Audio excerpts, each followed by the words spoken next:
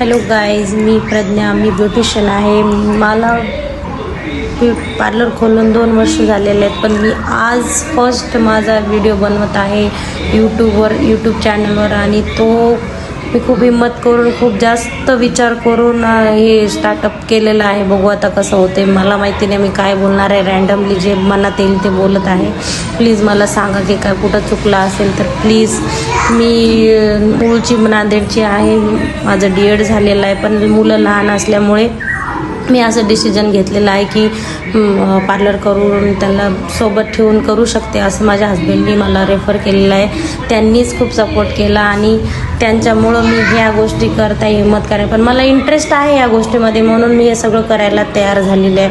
मला बऱ्याच जणांनी खूप बोललं की आत्ताच नको करू, लहान मुलं आहेत तुझे, त्यांच्याकडे लक्ष दे. पण मी माझ्या मनामध्ये ठरवलं होतं की मी काहीतरी करून दाखवेल. असं नाही की फायनान्शियली काही स्टेबल नाही, सगळ्या गोष्टी आहेत, पण स्वतःच्या मनामध्ये हिम्मत पाहिजे की आपण काही करू शकतो.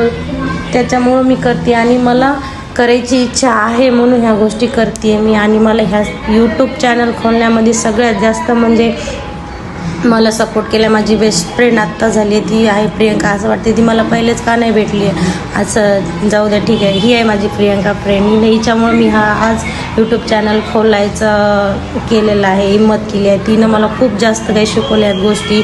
फ्रेंड असावे तर सपोर्ट करणारे आणि चांगल्या मनाच्या, ती अशी आहे, ही आहे. हाय प्रियंका, थँक्यू सो मच. आणि